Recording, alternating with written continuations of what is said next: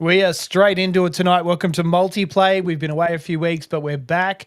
Episode 25, I believe, for the 14th of April. If you're listening to this on the podcast, which is available everywhere, you can get it on iHeart, Apple Podcasts, and just anywhere you get good podcasts, and obviously quite terrible ones as well.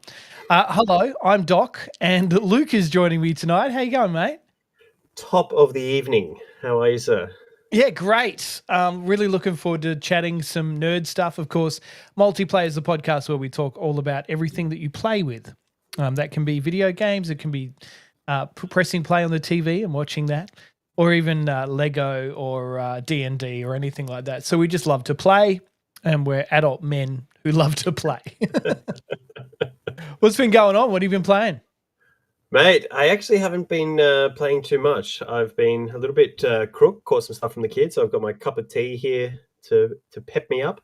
But I have been catching up on some shows. Yeah, okay. Yeah. After you gave me a lot. I caught the dreaded lurgy from the kids as well, and I've got the sniffles a bit tonight. So rather than tea, I'm washing mine down with a bit of wine, though. Yeah, yep. You've I don't know if that'll make it better or worse. We'll see how that goes. To your doctor's orders there. Yeah. So what have you been watching then? Let's talk about that. Well, after you gave me heaps because I was so far behind on Daredevil. Oh my God, you're up to date. Almost caught up. I've got I think one to go. But man, awesome. I love it. It's so good, right? It's just like the old series, like you said. Yeah. But it's still brutal. They didn't Disneyfy it, which I was a little bit not worried, but can happen. Some of the CGI is a bit. How's your father? Yeah, I don't know. With those TV shows, I don't expect top-notch CGI. Yeah, I guess in some of those. I think there's a scene in the first episode where he's it's just before that major changing event happens, and he's swinging in his suit, using his grappling hook thing. Yep. And it just looks a little bit meh. All right, I could do that on my home PC. Yeah, I guess. Look, yeah, it's possible. I guess not possible for me to do on my home PC. That's for sure. But yeah, well, I say that, but I couldn't do it. But at the same time, when you've got those TV budgets, I think you've got to expect a little bit of a downgrade from your Avengers movies or something. But having said that, everything else since has been amazing. But it's the story's good, the acting's good, like you said. What's his name? The Kingpin, Vince. D'Onofrio. Yeah, he's awesome. No, it's I want some more. Like, it'd be good to have a bit more Punisher, but right. We're easing into it. Into it.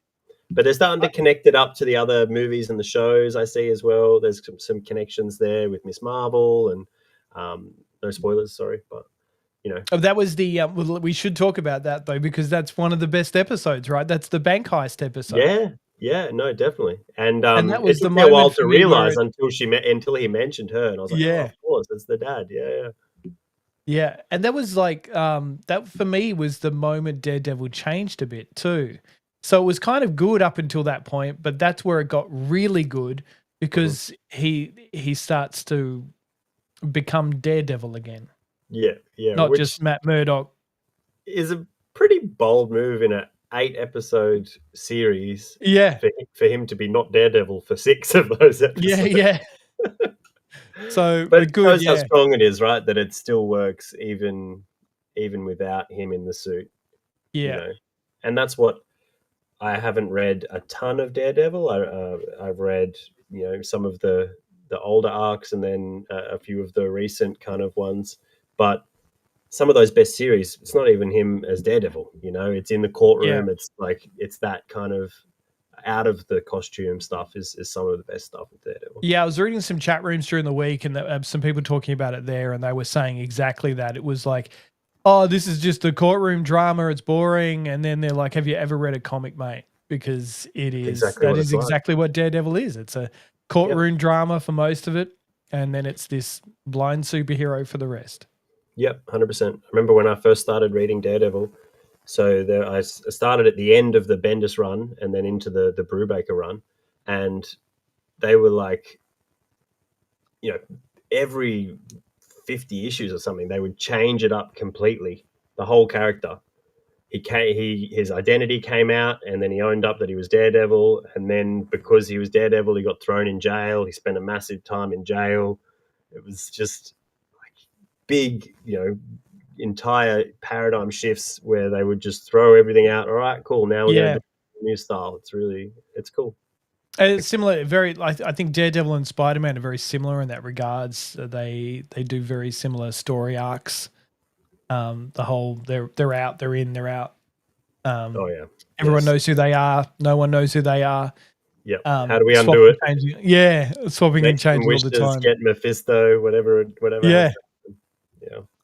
Mephisto is often talked about as the next thing to come into the MCU, and it'd be interesting to see.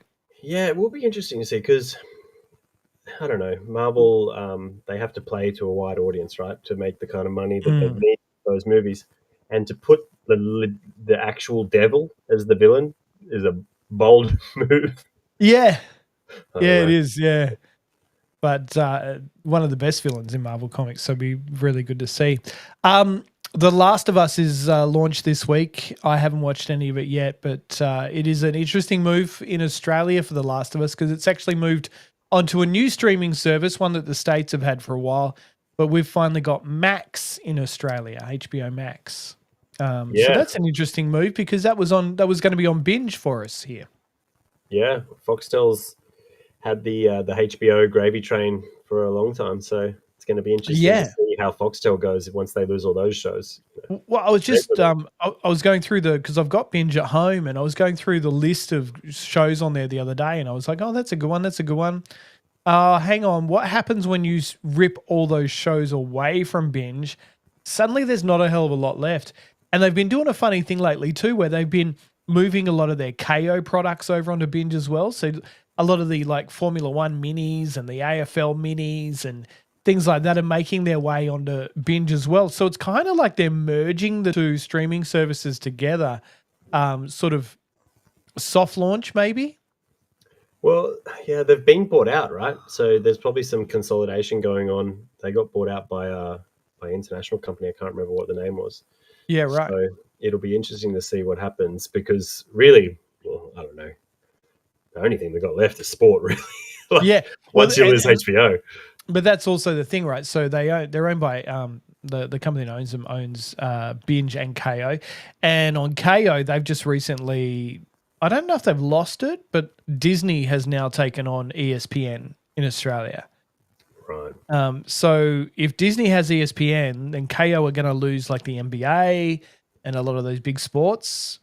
Yeah. So it makes sense that the two channels just sort of maybe partner up and become an entertainment sports channel. A bit like you see with, Stan is entertainment and sport. A lot of the like Prime entertainment and sport, not just a generic sports channel or entertainment channel. It's bringing the two together. So I feel like that's the path they're going to go down.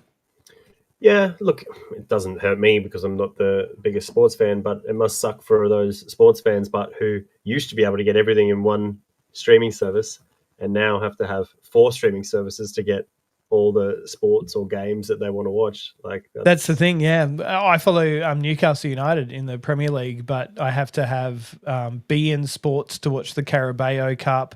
I have to have I think Stan was where the Champions League was at one point, and so it's all over the shop. Even Netflix now has got NFL, doesn't it? The Christmas games or something? Yeah, right. Yeah, for the Christmas games. Yeah. Crazy. Yeah, crazy. But we caught up in person last week, Luke. We did. And we watched the Formula One. Yeah, it was good. Yeah. I'm not a diehard like yourself, but it's good to watch. It's a good spectator sport. I'm a bit like Daredevil. I'm a born again diehard. So it's like, Thanks, Drive to Survive. Yeah, it is mostly thanks to Lego and Drive to Survive. I've suddenly recently become a Formula One fan. So even this morning, I got up early to watch the Bahrain Grand Prix and saw Oscar Piastri win that one, which was also really cool. So yeah, good to have an Aussie on the podium. Yeah, Yeah, really good. It's his second win this season. So, yeah. Anyway, enough sport. We're talking nerd stuff. Split Fiction's a game I've been playing for the last week. It's a lot of fun, but it's really difficult to play when you're on your own. So you've got to find someone to play with all the time. It's obviously Roll a a tier. game. Hey? Roll a tier. Yeah. It's hard to play on your own. It's I hard need to play a +1. Well, it is because it's a co-op game. So Hazelight Studios, of course, very famous for making It Takes Two, which was a huge game of the year. Split Fiction is as good, if not better, than It Takes Two, I think. And the handy thing about it, it comes with a friend pass. So essentially, if you've got a console, I can say, hey, download the friend pass for Split Fiction, and you don't have to pay anything. Only one person needs to own the game. I think that's a really cool concept. It's amazing. Yeah, so I it's one of wonder. those So, what you're playing it on Xbox or PC? on Or PlayStation, on yeah. PlayStation. Yeah. I Yeah, but wonder if it's got it's cross-platform and we crossplay. can play. Oh, Yeah, it does. Yeah, crossplay, yeah. Because it's on Game Pass, so maybe we should try and tee that up. Yeah. Yeah, that'd be cool. It's a really fun game to play. It's set in both the sci-fi and fantasy world, and yeah, just got everything that I love about nerddom all rolled into one. So I think it's really worth checking out. It's really cool. Right. The other one I've been playing this week is Atomfall. Yeah, we talked something about this. Yeah, we talked a little bit about it. Yeah, last week that it was coming out. Last time we caught up, it was coming out, but now I've actually played it. It's great. It's like Fallout Light. Mm-hmm. So it's a bit like, you know how Avowed, we talked about that being sort of Skyrim Light. Mm-hmm. Yeah, this is like Fallout Light. It's from Rebellion, who I just love as a company.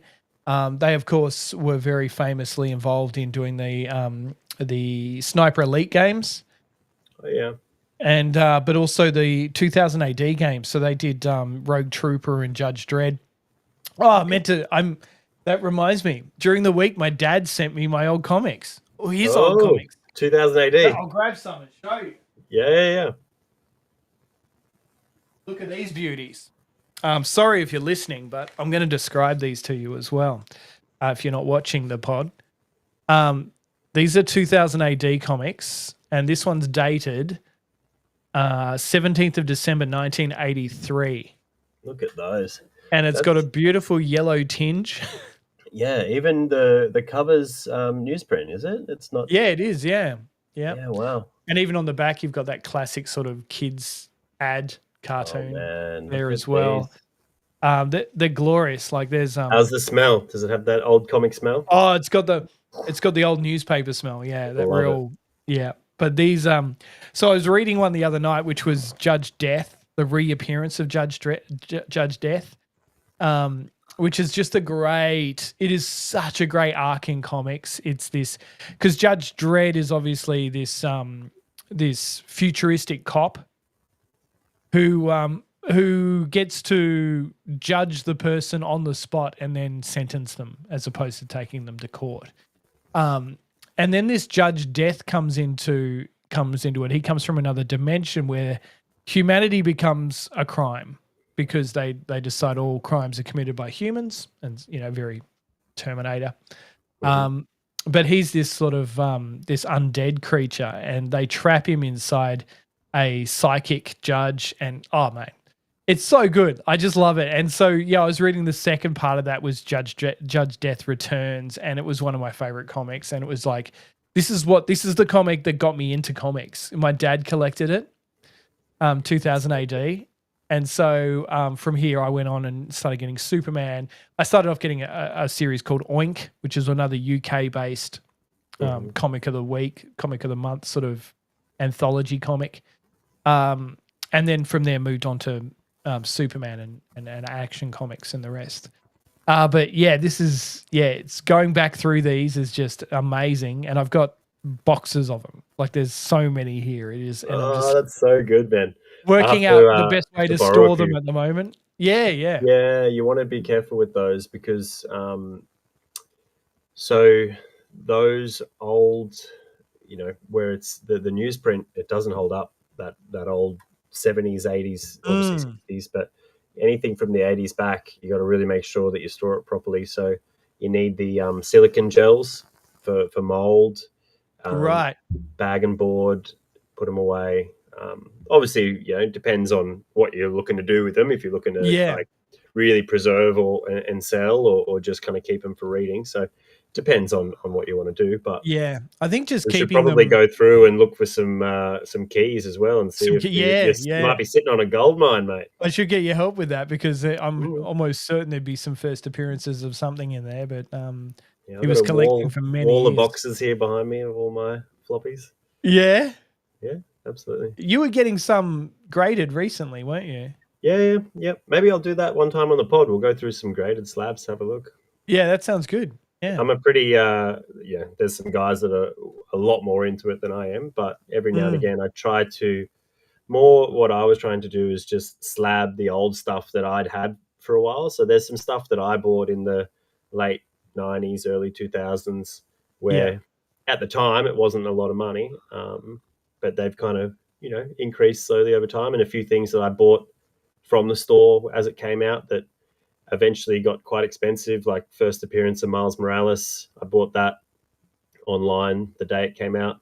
Read Wow. it once, put it back in a bag, and then during COVID, I think it got to 3,000 US or something. That comic during the height of the comic craze Whoa. during COVID. Yeah, it's That's come back insane. down a lot now. It's probably back down to about $1,000, but I think you remember I recently sold all my Superman comics only I a couple know of years I was ago. very sad. You didn't tell Yeah. me.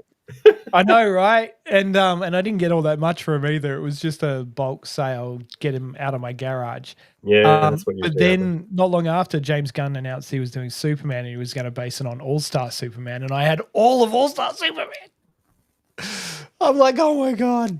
The sad thing is, Silly. I've actually been buying All Star Superman slabbed because I just wanted to have them, and the fact that you sold an entire set I could have just given it breaks to you my because heart. I got nothing for it. So, but yeah, it's the greatest Superman comic ever written. Like, Yeah, I think so too. as a fan of all Superman, I just love it. It's the best. Especially for a story that has a beginning, a middle, and an end. There's some Yeah. great arcs in Superman and some great issues. For the man who has everything, those kind of like just one or two shots. But for a 12-issue run that has a beginning, middle, and an end, a complete story, All Stars, right up there for sure. I also had one of my favorites is a series called Metropolis. I don't know if you've ever read Definitely, those. yeah, the Yeah. Kurt Busiek one, yeah. Yeah, they were incredible. It was just the imagery throughout it was just beautiful, and it was Oh, hang all on, I'm more maybe street thinking level. different one. I'm thinking Astro City. What's Oh yeah, Metropolis? okay. Metropolis is more street level, so it's more Jimmy Olsen. Right. It's like it's a real street level Metropolis comic where Superman is a thing that happens around them more than involved in the actual. Yeah, and it's really cool. It goes down into the sort of nitty gritty of the dark side of Metropolis that you don't really get to see a lot. Yeah, nice. Yeah, Oh, it's man, cool. so many good comics out there. We'll have to do some Yeah. more comics on the pod. Yeah, for sure. How's of course, Luke, if you don't know, is doing a Star Trek role-playing game. They've had 2 sessions now. Yeah. So I had a couple of weeks off because I had a family thing that I had to go down to Sydney for, but came back last week and had session 2. So Yep. we had our session 0, which is character creation, world building, getting all the pieces in place to kick off. Session 1, I don't think we've chatted since then, but it went pretty well. So the whole premise is the ship, the USS Valiant, is on a mission on the edge of the neutral zone, runs into a derelict ship. The crew went over to investigate. So we've got a crew of 5 who are our regular players who play every week, and went over to the ship to investigate, discovered that the ship was actually from the future, had traveled back in time, and had been retrofitted with Borg technology. Oh, right. I don't think we yeah. talked about that last time. Yeah. Yeah, so had been retrofitted. We talked with about the Borg cat. Was it technology. there was a Trill on board? Yep, Captain's a Trill. Yep. Captain's a Trill, absolutely. and you spoke to the future captain. Yes. So the end of that one was they got hailed by the captain, who was an admiral, which she wasn't in our time. And they got hailed by an Admiral Moss, which is the Trill captain of our ship. And so temporal anomaly was unstable. Temporal shockwave hit them, sent them into the future. So episode 2 actually took place 30 years in the future, where right. they got boarded and had to go aboard a ship of a future version of the Federation that had used Borg technology to enhance their weaponry and had wiped out all of the Borg and half of the Romulan Empire. So it's essentially the story I was going for is like, what if Starfleet went bad, used Borg technology to win the war against the Borg, but decimated them in the process, and then essentially became the bad guys. And so Right. they're a militaristic future, like a lot of Star Trek, like Mirror kind of Mirror sort of scenario. Yeah. Bad Starfleet, but not intentionally. They just took the wrong path, used this Borg technology, got too powerful, and then went down a road that they couldn't turn around. Well, they say every villain is the hero of its own story. Exactly, right? Exactly. And so we had a guest player, a friend of mine's brother. So he came, played with us for that session too. He was a Section 31 operative who Cool. It was also reversed. Section 31, obviously usually the bad guys, were actually trying to undo this path that the Federation had been on. So had been messing with trying to send a signal back in time to warn the crew not to capture this Borg queen and use its technology. So Section 31 were flipped as well. They were kind of like the good guys. And so we're talking Next Generation 31 or Discovery 31? Because Discovery 31 sucks. No, it's all set next gen. Our campaign Discovery doesn't exist. Yeah, thank Christ. I hate that show so much. Yeah, I watched the first season and then I couldn't do anymore. Yeah, and I even tried to watch the movie, the Section 31 movie. Oh wow, you did more than me. I saw the reviews. Fell asleep. Steering away from that. I don't have enough time for bad movies or bad TV these days. Yeah, it's too much good stuff. Bloody terrible. Because I was like, Michelle Yeoh, like she's great in most things, but no, she's not in this. She's terrible. Yeah, okay. Oh, I'm glad I steered clear. So then episode 2 finished with them manning. They just found their way back to the temporal anomaly, which is a collapsing star. You will like this. They slingshot round the temporal anomaly, classic round another Trek. planet, boom, back in time. So the end, it was actually really funny, everyone had to do everything in sequence to be able to fly this ship around a black hole, the collapsing star, and then slingshot back in time 30 years to get back to where they were from. So everything had to happen in this perfect order. Someone was rerouting power from the engine, someone was piloting the ship, someone was scanning the anomaly, and all this had to happen in about 5 successful rolls. And we had the Star Trek music cranking, everyone rolling one after the other, and they made it back in time. That's so great. So now we will continue the story back in the present, but they've been caught by a Romulan bird of prey who's part of the temporal operations unit, who are the ones that make sure that time isn't messed with from the time. Romulan Right? Empire. Okay. Yeah. So we'll see what happens in episode 3. And you're playing again tomorrow night. Yep. Tomorrow night. Yeah, great. So yeah, 2 more episodes and then we'll call it there. But I think I'm going to try and do a maybe 3-month one next. So we'll see. Oh my god, it's only a 4-part episode. It's only a 4-part, yeah. Because I don't usually GM, so I wanted to just not bite off more than I could chew and start small. So yeah, we'll see how it goes. Yeah, great. Hopefully, that's good. The guys like it, and we can do another one later on. That's always hard. Those smaller campaigns are always really hard because I always get so attached to a character. Mm-hmm. And so generally, like when you start a new one, you're re-rolling, you're starting a new character from scratch again. But I just find that, I like to use that same character. Yeah, look, I think there's something about growing attached to those characters and, not enhancing, but, following through with those stories. So when we finish this campaign in 2 weeks, we're going back to a campaign that we started in 2014, I think. So 11-year campaign. Actually, no, not the same characters, same world. Our DM killed the entire party. at one point because we were too powerful. So we are the next generation of that Yeah, that right. party. But yeah, that story's been pretty much ongoing for 11 years. That's so good. I love Yeah, that. pretty cool. I love to hear that.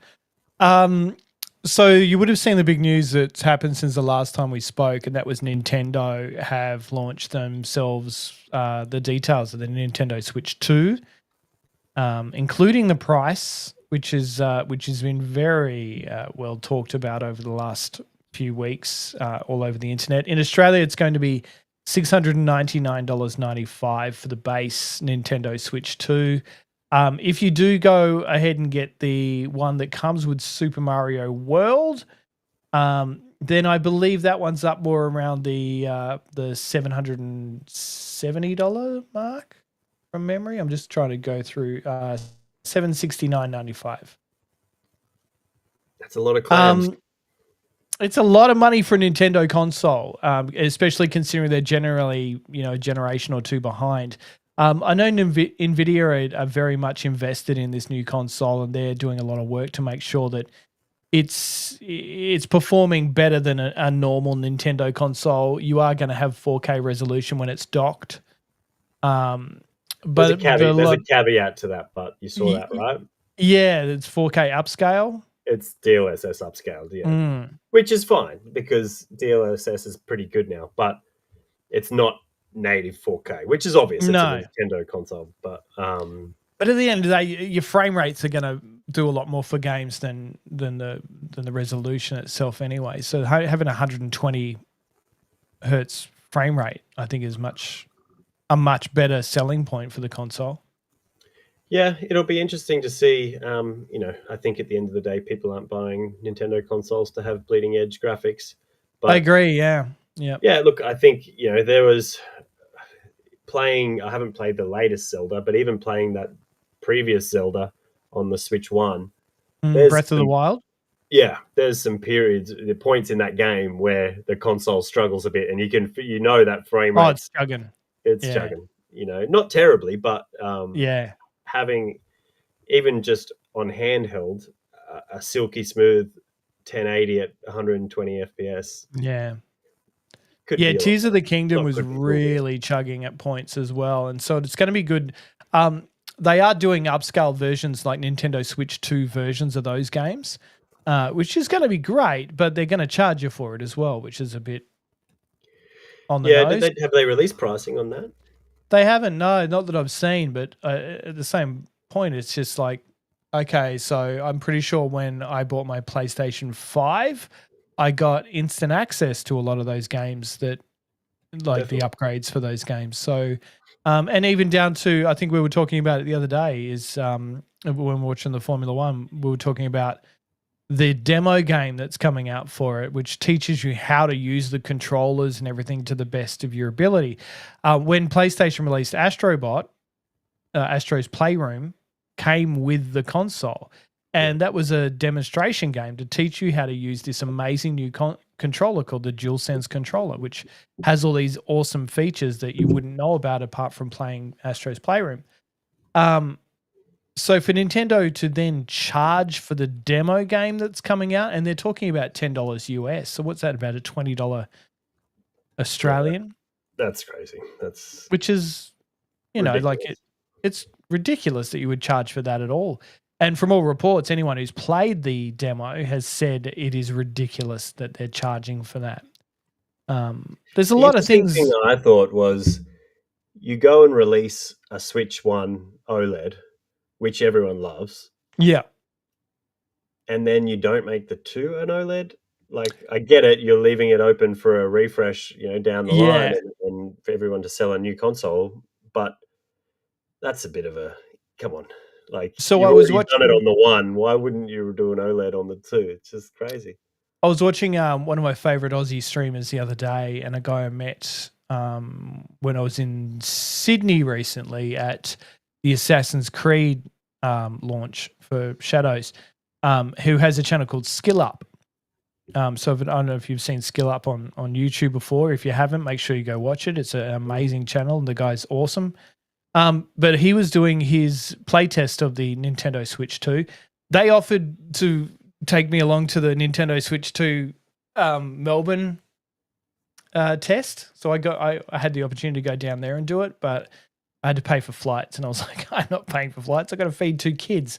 Give me a break.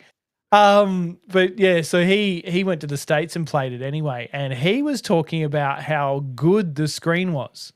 Surprisingly, how good it was. He said that that he was expecting it to be far less involved after not being OLED, but ended up walking away from it going, actually, you know what, that screen's pretty good. It's really vibrant and bright, and it's surprising that they've been able to get that much out of that screen, even though we don't know much about the manufacture of it. It sounds like it's a really good quality screen. Okay. Oh, well, that's good to hear. Maybe that's what they chose. All right, we'll save a little bit of cash on the dev, and the screen's not that bad anyway, so Yeah. But also, if you do move to OLED, it's better on your battery, isn't it? ooh, I don't know. I think it is. I think, yeah.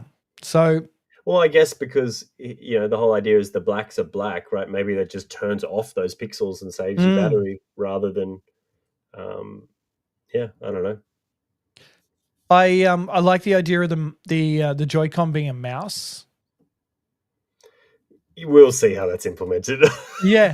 I mean, the Lenovo does it. Anyone's gonna use that, but anyway. So Lenovo's handheld does it. Does and it? that, yeah. So it's not a new feature. Like everyone's raving about a Nintendo Switch 2 being the first one to do it, or an amazing feature for it. But I'm pretty sure Lenovo already does that. Do you know the first thing I thought when I saw that? I was like, man, you might actually be able to play Civilization on a console. Yeah, now. right. Yeah. But also, like, if you like, the demos were all showing. There was 2 demos I saw. One that was playing the new Metroid game. Oh yeah, right. And so there were people playing the new Metroid game, and so that's got, using a mouse for a first-person shooter is a no-brainer. That you're going to get fantastic aim and everything. The other one was they were playing a wheelchair basketball game. yeah. I saw a clip of that. That looked. And I was like going, pushing the 2 things, and it like that for me, that was like the sort of innovation I expect from Nintendo, especially from the Wii, from the Wii and the Wii U, and Sometimes it's innovation, and then sometimes it's just weird Japanese stuff, like the cardboard thing they did that time. yeah. That is very They do bizarre. some weird stuff. Yeah, no, but not no, we'll see. If any games implement that, I'll be interested to see how it works. But yeah, I'll believe it when I see it. The other thing is like Nintendo, like, yeah, you're going to launch a brand new console, but your only 2 new games are going to be Mario Kart World and Donkey Kong Bonanza. And Bonanza doesn't even launch with the console. It comes out like over a month later. Okay. There was a big list of games on the launch window, but they're just all third parties, I guess. Probably third party, but I mean, we are going to get a new Souls-like from Elden Ring. From Software, yeah. So that is kind of cool, but it's also an online multiplayer one. Okay. So great. It's gonna be. So I can bang my head against the wall with friends. Oh yeah, I know, right? Metroid Prime will come out sometime this year, and that'll be a new game. But the rest seem to be just, as Nintendo do lately, remasters of remasters. Yeah. The Donkey Kong game could be interesting. Yeah, look, I love Donkey Kong games. They were always fun. I just recently played the most recent version of the Donkey Kong Country series, the HD remake. Oh, I love those games, man. They're so much fun. Like, they're just stupid fun, and I love that about. I have a SNES, but I spent so much time at my friend's house on SNES just playing Donkey Kong Country 1 and 2. Yeah, great games. Yeah, it's just one of the classics, and I think back in the day we used to rent SNESes from the local video store, and we'd get Donkey Kong and we'd get Teenage Mutant Ninja Turtles, Turtles in Time. Yeah, I remember renting video games. Yeah, right. Yeah, renting consoles because because I had a PlayStation. There was no way I was going to be allowed to get a Nintendo because I had a PlayStation. So rented a 64. I think it was my birthday one year, and then we had 2 TVs set up, had a 64 and a PlayStation running, and multiple different games. It's so Good. funny. I've got a friend now, and she was telling me the other day that they tell their kids that they rent the console and then they pack it away during the week and bring it out on weekends. How great's that? When those kids go to school and talk to someone, they're going to be like, "What are you talking about?" Yeah, they're like, "Where do you rent it from? Like, is there a store? Like, there's not even video shops where you can say you're renting it from. right? So good. Oh, Yeah, man. you're lying to your kids. All right, you're lying to your kid. Yeah, Hey, but they're not sitting on the console the whole week. It's good. that's right. That's true. Anyway, so look, I'm sort of half excited for the Nintendo Switch 2. I think it's going to be a great console.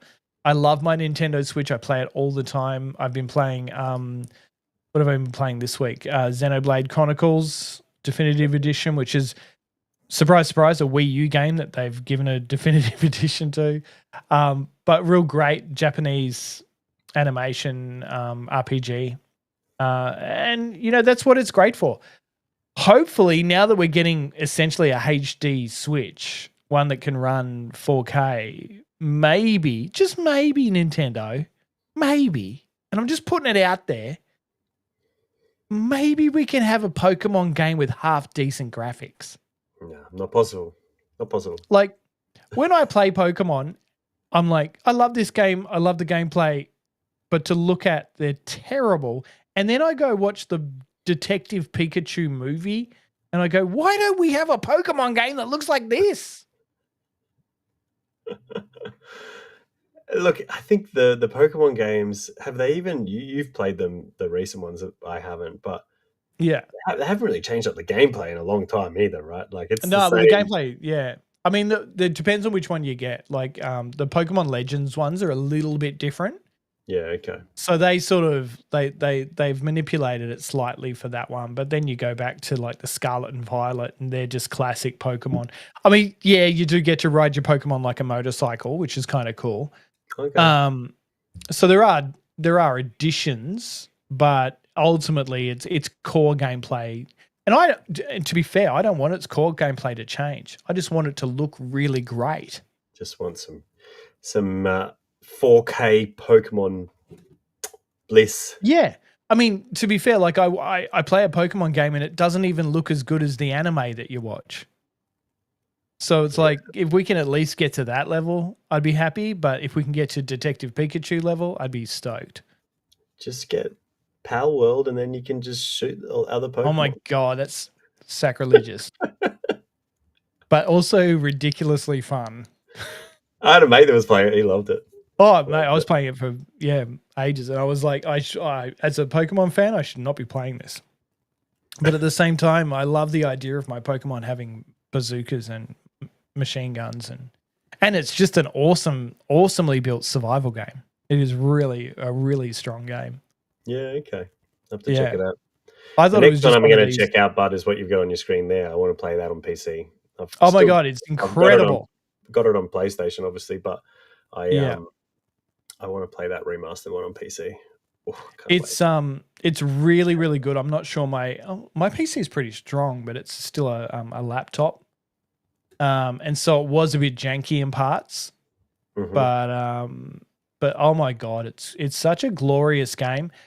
And it even lets me forgive the I don't want to go into spoiler territory because we talk about this game a lot and I don't want to ever spoil what happens in it for anyone. But even though I don't agree with the story, the narrative of this game at all, remotely, and even having played it again now, I still am like, why did you do that? That annoys me so much. It's still a beautiful game and just such a cinematic experience. One of the things I love about that game is the attention to detail, right? So I remember when, you know how they do those documentaries when those games came out. They did one for Last of Us 1 and for Last of Us 2. Yeah. I don't know if you watched them at all, but I think they were called Grounded. They're on YouTube. You should check them out. Really good if you're into, especially if you're into like the behind the scenes of game making. But there was one guy on that game for 2 years, and all he did was rope. That was his what? job. Rope. You know how she does the ropes and you run the rope through windows and down Yeah, things? yeah. That was his job. All he did for 2 years, Doc, is That was program his job. rope. That's Because it. when you see, like at the end of a video game, when you complete one and the credits roll, and it's a stream of people. Yeah. It's And a for his, it stream. says rope guy. Rope guy. Not really, but that's all he did.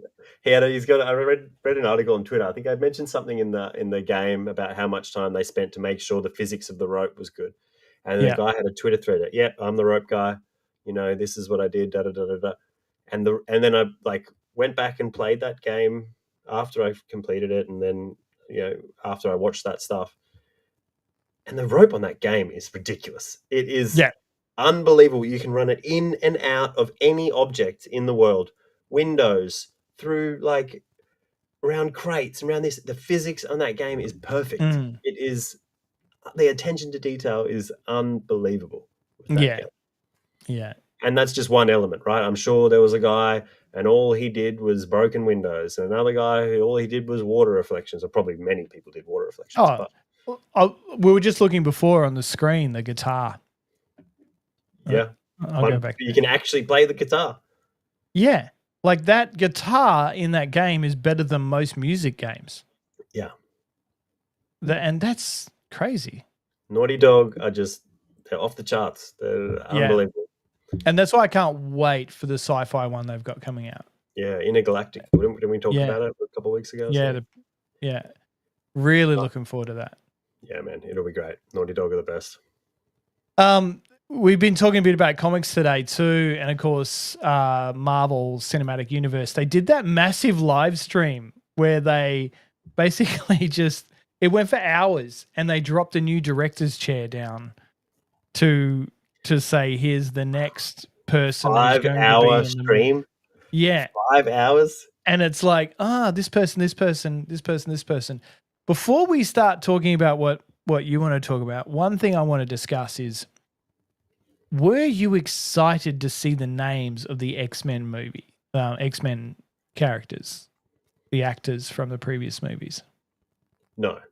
And I'll tell you Me either. So I think I can relate. So I'm interested to hear what you say, but I'm almost certain we're going to be on the same wavelength. Yeah, because it's not a surprise, right? So and I know you don't want to give away the story. You want to play your cards close to your chest. I get that. But you also don't need to drag it out for 5 hours on a YouTube video. That's just crazy, because what are people going to do? They're going to stop in every hour and then scroll back or something. I don't understand the logistics of what they wanted people to do with that stream. But the X-Men characters, no surprise there.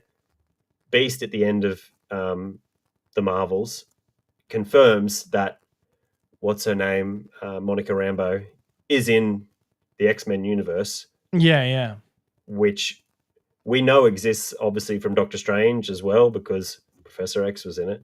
Obviously Deadpool then has come since then and kind to be fair, you're probably the only one that made it to the end of the Marvels. I skipped to the end. Yeah, okay, right. No, look, people knocked the Marvels and said it was terrible. I don't think it was terrible. I think it was average, maybe. Yeah, I thought it was average too. And you know what? I love Brie Larson. I don't care what anyone says. I think Brie Larson's one of the greatest. I think Captain Marvel, the first movie, was phenomenal. I loved it. Yeah, no, and I love her in it. Yeah, no, look, I'm the same. Yeah, I'll die on that hill with you. That the Marvel, what's Captain Marvel, the first one? Hey, yeah, it brought Kevin Smith into the MCU. So yeah, right, yeah, we'll take that. Take the wins. But just being set in the 90s, Skrulls, love Skrulls. I thought it was great too. Marvel's definitely not as good, but not an absolute train smash like people made it out to be, because it had 3 chicks in it. Yeah. There was some cool stuff with the jumping in time, not time, but different parts of the universe when they would connect. I did like that. Yeah, that was really cool. How they would just jump at the perfectly wrong times and stuff. But didn't hate it. But the reason the X-Men was a bit of a, not fizzer, but yeah, they've been building up to a multiversal movie. They've hinted at other multiverses. Of course, those multiverses are going to come into play. I think there was a chance that they didn't do it, especially after Deadpool, because Deadpool seemed to be a goodbye to those old Fox Yeah. universes, Yeah, true. and their kind of swan song. So, was I surprised that they were bringing the X-Men back? No, but there was an element where I was like, okay, we know the way they're going now. That there's going to be, and this is going to lead into obviously our next topic, which is potential what ifs for Yeah. Avengers Doomsday. But And anyone who's read an Avengers Doomsday comic is going to know what's coming anyway. So there's no spoilers. So the comic's called Secret Wars. So Secret Wars Yeah. is the next movie. So we know where it's going to get to. We just don't know how it's going to get there. So let's start with that, right? So you haven't read Secret Wars. So Secret Wars was So I am. We should point out I am a DC guy. I'm not a Marvel guy at all. I like the Marvel movies and I like some Marvel comics, but I don't read them religiously like you do. Yeah, and so comic-wise, I definitely read DC, but especially some of the new Absolute stuff. But mostly, I read Marvel, predominantly Marvel, especially events. I'll read a DC event if everyone says that it's really good, but I have skipped a few, and I would never skip a Marvel event. Generally, Yeah. Okay. Right. we'll read all of them. But 2015, Secret Wars. So Jonathan Hickman, one of the best Marvel writers, in 2015 does a series called Secret Wars with Esad Ribic, the artist. So the premise is the multiverse, the Marvel multiverse, is essentially coming to an end, right? The behind the scenes was they needed a way they felt like the Ultimate Universe had run its course. They needed to wrap up the Ultimate Universe and end that line because it just wasn't selling that well, but take the characters that were good from that universe, hence mainly Miles Morales and the Maker, which was a bad version of Reed Richards, and incorporate them into the Marvel universe. That's the behind the scenes, the behind the artist. And so there's these incursions that are happening where, because the multiverse is collapsing, and they find out later on that the collapse of the incursions are actually caused by the Beyonders who wanted to end the multiverse. But the new Avengers decide they can't stop these incursions. And so rather than two multiverses coming together and destroying each other, which is what was happening, the new Avengers, which is like the Illuminati, sorry, not the new Avengers, which is a cabal of Professor X, Doctor Strange, Tony Stark, Captain America, T'Challa, and there's someone, Namor. And of course, we saw the Illuminati in the Doctor Strange movie. Yeah, that's the Illuminati, exactly. So they came together and they said, well, what we'll do is we'll preemptively destroy one universe to save the other. So that way, at least one of the multiverses survives. And then it happens, this happens over many, many issues, and it gets to the point there's only two universes left. There's 616, the mainline Marvel universe, and 1610, which is the Ultimate Universe. And they're starting to to come together, right? And so eventually, Doom harnesses the power of the Beyonders by putting it into Molecule Man, and he figures out a way to stop the collapsing of the multiverse. And so what he does is, to save the multiverse, because everything's going to be lost, he brings it all together, the entire Marvel multiverse, into one planet called Battleworld. And so Battleworld consists of, can I share screen? Yeah, of course. I'll move you over to your shared screen there. So Battleworld consists of an entire planet made up of the Marvel universe, of the Marvel multiverse. So you've got the Marvel Zombies universe, Marvel 2099, and they're all different continents. They're all different places, sometimes mostly countries and continents that have all been merged together by God Emperor Doom, who harnessed the power of the Beyonders and then made Battleworld. And so God Emperor Doom is who Tony Stark, or sorry, no, not Tony Stark. Well, I have a theory Robert on Downey Jr. will be playing. Yeah, so I have a theory on that, right? So So we know there's the multiverses in play are obviously the X-Men, Yeah. right? So the Fox multiverse. Yeah. We know Fantastic Four is going to be set in a different time, and it's not in the past of the current Marvel universe, so it's pretty safe to assume that that is another multiverse, right? Then you have your normal. I don't think they call it 616 in the MCU, or maybe they do. I can't remember. I think it might be 1610 actually. 1610, yeah, which is the old Ultimate number. But Yeah. Okay. so my theory, because obviously Yeah. Doom is a Fantastic Four villain, Tony Stark in the Fantastic Four's multiverse Right. goes bad and becomes Doom. That's why they Right. look the same. So he's Right? not Victor Von Doom. He might, yeah. That's where I don't know. That's where it's unsure, right? Yeah. Maybe it. But it makes I sense that just they've announced it now prior to the Fantastic Four film coming out. I just think, how do you justify it to all the people that watch the movies only and I don't know any of the background? They just watch the Marvel movies. They're not comic fans. They're not big nerds like us. Yeah. You know Yeah. that. Hang on, but I thought that guy was someone else, and now he looks the same over here, and I'm confused. But if you then explain it that no, this is what if Tony Stark went bad, or even it's Howard Stark went bad or something, and it just Yeah. looks like Okay. Tony. But maybe it's a multiversal thing that it's Tony Stark is the Doctor Doom of this multiverse or something, right? Right. Potentially. But essentially, what's going to happen?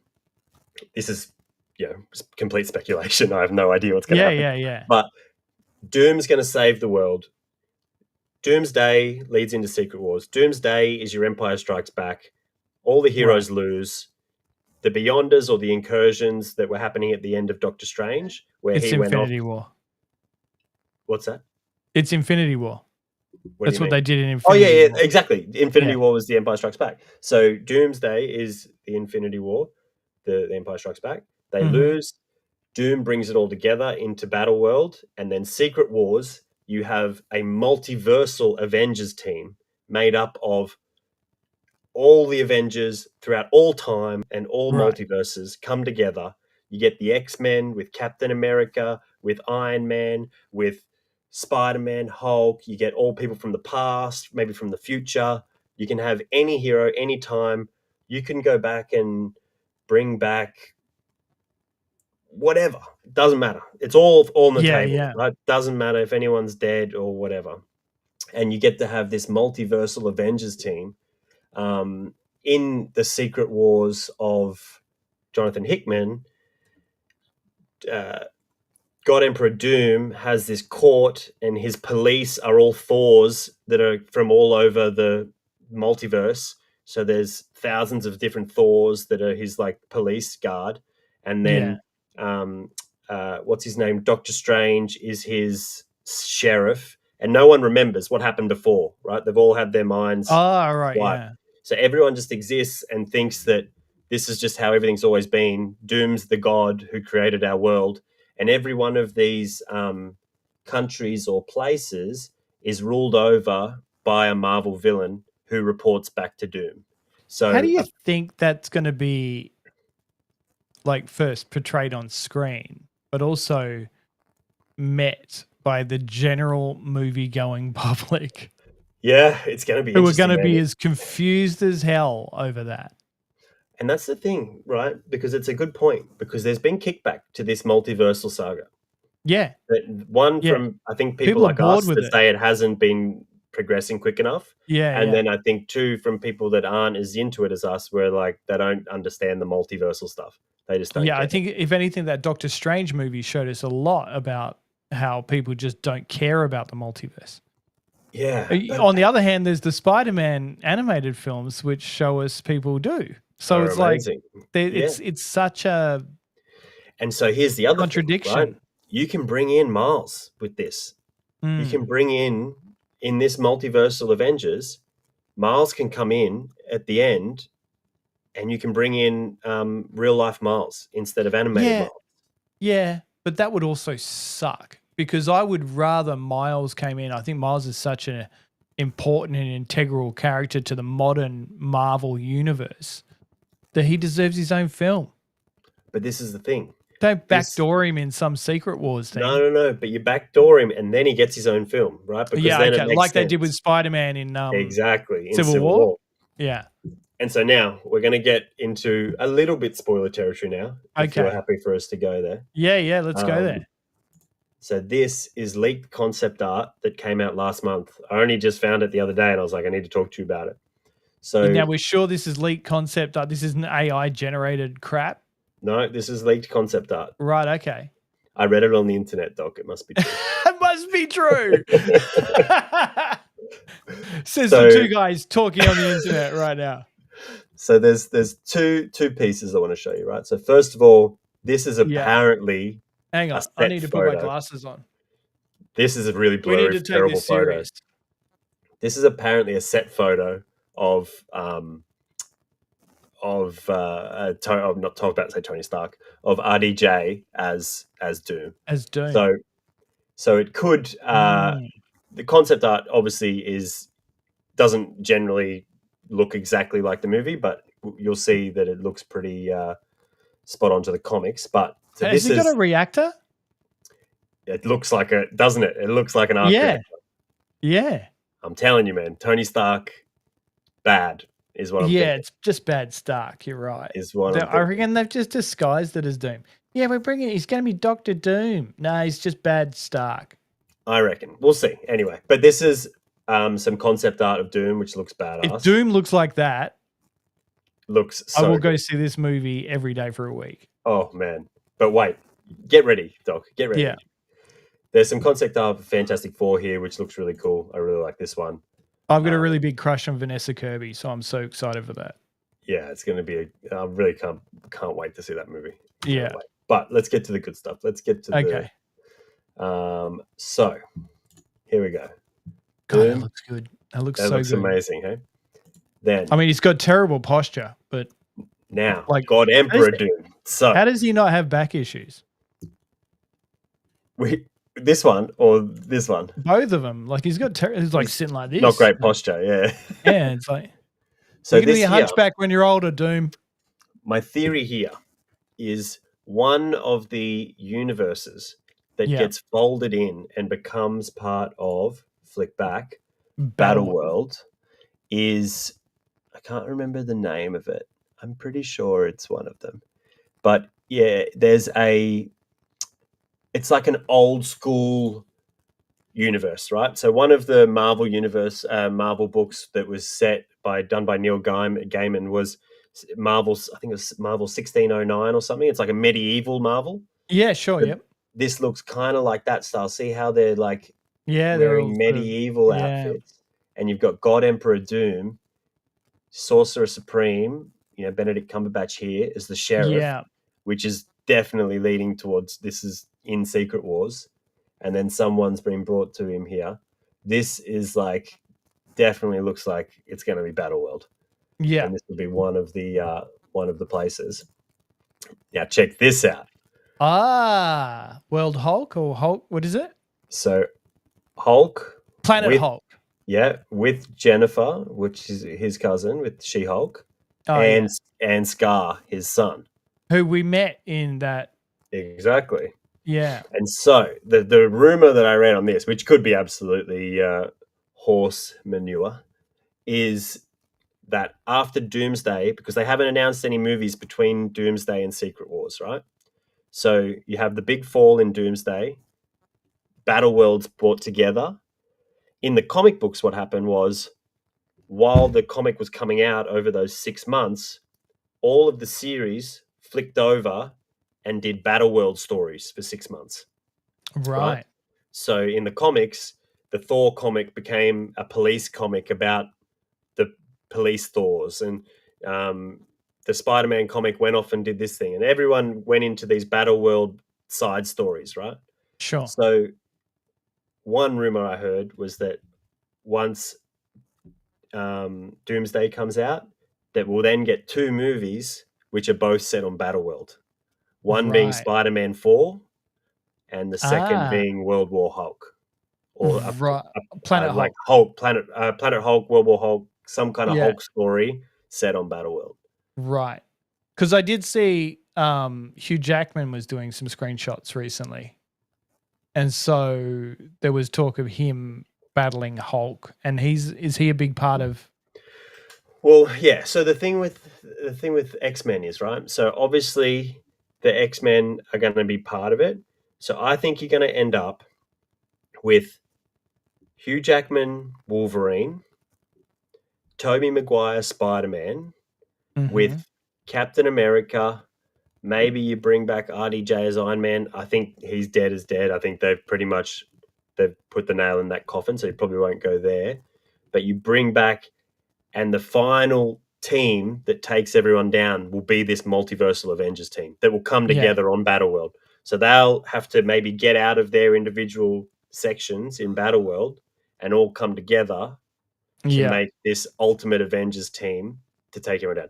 Now, the other thing we haven't considered is the Young Avengers team, which is also going to play a part yeah. because all the Young Avengers that have been brought together in all the TV shows are also in it. As you can see here, you've got Star Lord, Star Lord's a young Wong. Avenger. No. Star Lord, Wong with the Young Avengers. So you've Oh, got with the young Avengers. Okay, right. Kate Bishop, Kate the Bishop. little Ant Man girl, Quicksilver and Wiccan. Sorry, Wiccan Oh, Wiccan. That was God. That show was terrible. and then Miss Marvel and Dupe. Oh, is that Slimer from Ghostbusters? Dupe is the Marvel version of Slimer from Right, Ghostbusters. with an X-Men symbol on his chest. Dupe is amazing. Dupe is like one of the Dupe, best X-Men Dupe characters. is Slimer from Ghostbusters, mate. Don't call me. I But um, I, this I Young love. Avengers is also going to play a part. I really like Kate Bishop. I really liked. I really enjoyed that series. Yeah, it was really good. And you see the Yeah. hint in that in Daredevil too, the link to that Mm. with that guy that Kingpin was talking to, Yeah. her stepdad or whatever. Yeah. Yeah. I Uh, love that they're bringing like they're sort of just sneaking them all in rather than just it being a real big deal. Who's and that? then a Is new that T'Challa? T'Challa. Yeah, it looks like a new version of T'Challa. Well, that's a So great way to bring back the Black Panther in the way that people want Black Panther brought back too. yeah, man. So look, I think we can end the screen share there, but lots of I think there's some big stuff that's going to happen in these two movies. There's so much It's speculation. exciting. It sounds super confusing though for the general moviegoer, so I'm really interested to see how that's going to play out. Yeah, me too. I think yeah. Look, I remember before Infinity War and Endgame, I I see, when we have these nerd chats, I remember saying to, I don't know if it was you or to my other nerd friends, that it felt like there were too many characters. And Yeah, this once again feels exactly the same. And if anyone can pull it off, it's the Russos. But Endgame and Infinity War, I feel like, yeah, some people got a short change, particularly as my mate always mentions, the Hulk. mm. Um, but pretty much everyone got their little bit, right? Their Yeah, moment yeah, of glory. yeah. I guess the And good thing about that is you only need to pay people for a couple of scenes.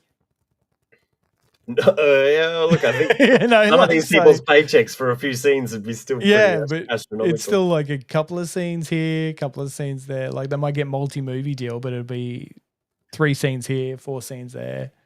I'd love to see what RDJ is going to get for this Oh next yeah, it'd be next two. insane.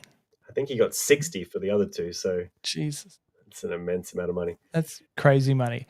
I think look, I love the idea of it. I hope they finally bring this multiverse stuff to an end because I would like to get back to being just you know what, you could make the Winter Soldier for me every year and I would watch the hell out of it. I think it's such a I think Marvel is at its best when it's doing its spy thriller espionage type. Look, I think I agree with you. Winter Soldier is one of the best movies, Yeah.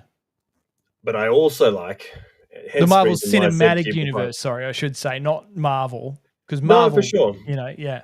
But I think the thing that Marvel does well, and DC to an extent as well, those comic book events, right? Where Mm. I read Spider-Man and I read Hulk, and that's my monthly comics that I read, right? Whatever it is. Yeah.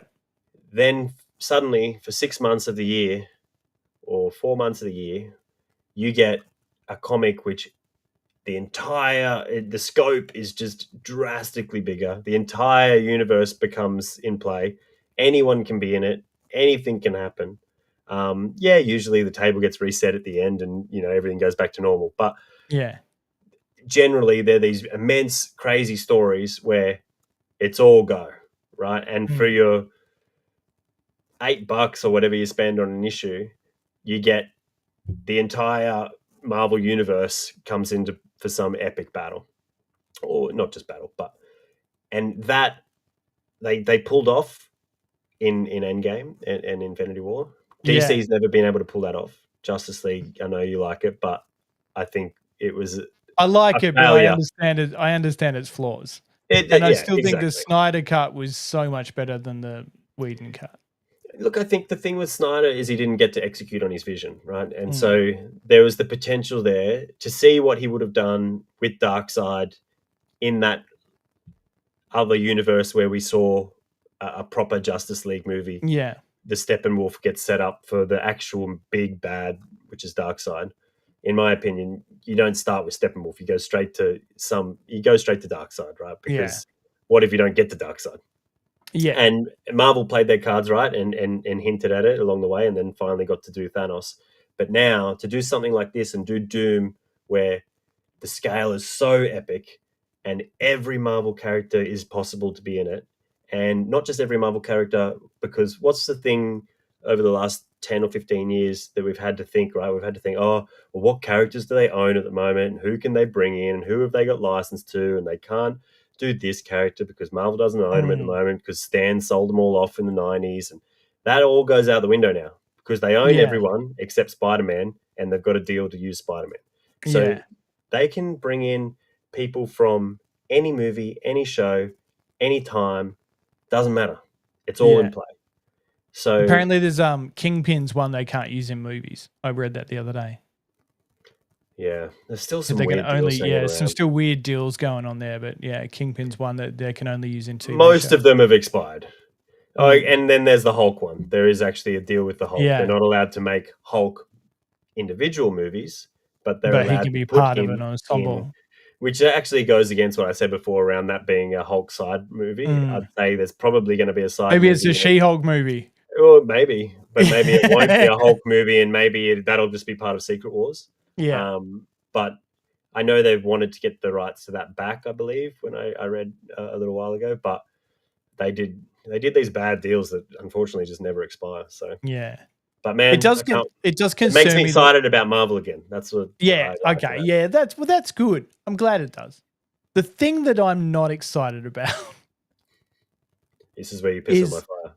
yeah is that they're bringing back the geriatric X-Men, right? I think we're done with them. I think you touched on it a bit when you said that that uh, the Deadpool films sort of said goodbye to those Yeah. movies.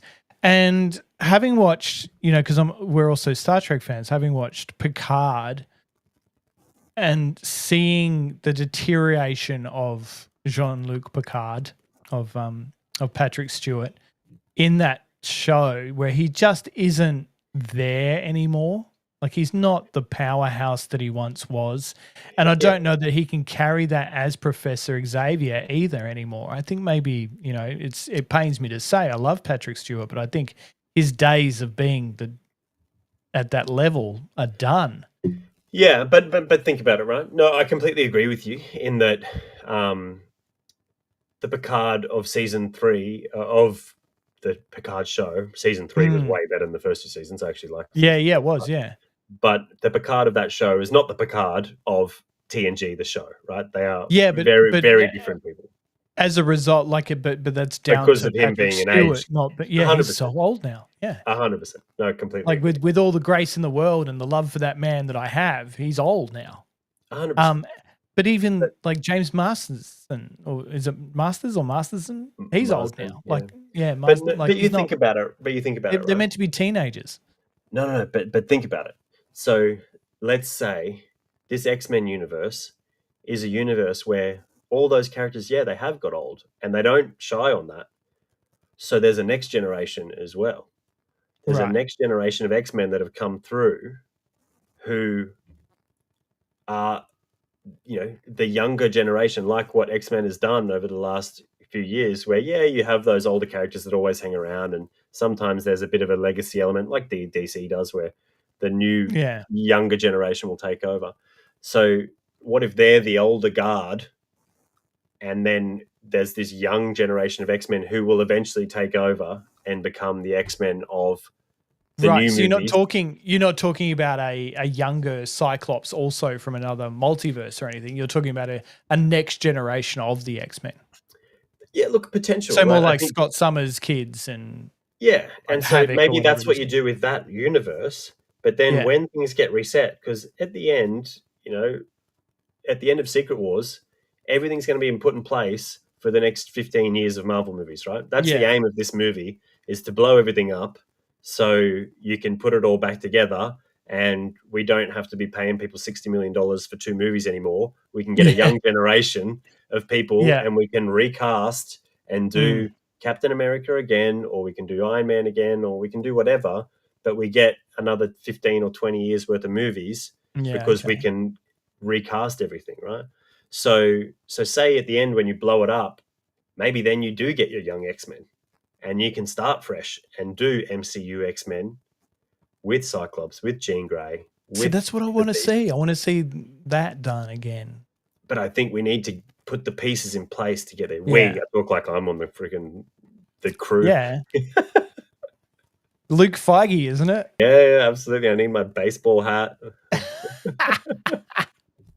No, I do love it. Like I love going to the movie. I think they're great movie events. I love going to see them. I think they're awesome. I think one of the most underrated Marvel films of the last few years is that Shang-Chi. You reckon? Yeah, I think that's one of my favorite ones. I just loved it. Yeah, okay. Something different. You didn't? It wasn't my cup of tea, but No. I think, like, I've just never read. Not that you have to read it, but Yeah. that part of the Marvel universe has never really interested me. I like the kind of I've read a little bit of Doctor Strange, but that area of the MC, I was going to say MCU, but more the just The Marvel universe in the general magic is, side of it. yeah, it Yeah. hasn't really interested me. I've just never really dabbled there. But the Shang-Chi movie was reminded me of okay. like, Once again, I think it was okay. I think it was average, but that's just my opinion. I think Shang-Chi was like Marvel Ninjago. Yeah, for sure. You know, Yeah, I like that. I like that. yeah, So yeah. Yeah, it's a good. good analogy.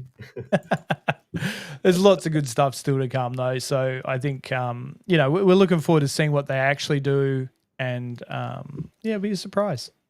Yeah, man, can't wait to see what Fantastic Four has in order. We'll see if Yeah, Thunderbolts drops any hints along the way. But and the then, reviews coming in for Thunderbolts, the behind the scenes oh sort yeah, of whispers are that it's the best MCU film in a long time. really? Okay. Yep. Yeah. Oh So man, I'm looking forward to that. right. Well, it's going to be a busy year, my friend. July, Fantastic Four and Superman. We're going to have to do a Oh, few we haven't pods even that week. talked about Superman today. We've talked about the comics, but we haven't talked about that 5-minute snippet of Didn't we just talk pure about it? We bliss. talked about it last pod. No, not the 5-minute one. That was just the trailer. I'm sure The we talked 5-minute about it. one came out last week. It was a couple weeks ago, but yeah. Was it? It feels It like was last great. week. Oh It my was great. God. I've cried so many times watching that.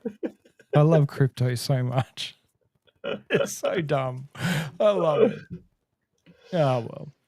All good. All right. So we should mention too that after last week, we did last week. I say we chat every week. We chatted last month. We did actually jump on our VR headsets and play some Star Trek Bridge Crew after We the did. session, and it worked really well, surprisingly. Man, How bizarre was that actually? Because we had an that issue game. where we couldn't connect, and then we thought, You know what we'll do? We'll just start a game and see if it pairs us together. And it did, because apparently we're the only two people on the planet playing Star Trek Bridge Crew anymore. Well done, MetaQuest. Great stuff. That game is so good. Yeah, it's so much fun. So even good. though you got trapped as captain and I had to jump between every station to do all the work. Yeah, it's so much fun. Let's not lie. I was always going to be captain. Yeah, I didn't mind you being captain. Would have been nice if you did the dishes once in a while. I'm trying to find this video of. What have you got? I'm trying to find the video that we took of the. I'll have to find it and we'll put it online. Yeah. No, the one where we were coming in and we filmed flying, like the slow flyby of the Enterprise, of the Constellation Enterprise. Yeah. So good. That was beautiful. It is a beautiful game, isn't it? Surprisingly, man. Holds up. Especially it's something. Obviously, it's many people have said it, but it's just something about being there in VR and looking up at the ship, even just when you're flying past. It's pretty awe-inspiring.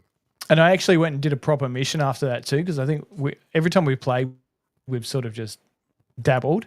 Yeah. But I went and played some actual missions to learn my station better, and it turned out it was the Kobayashi Maru. Oh yeah.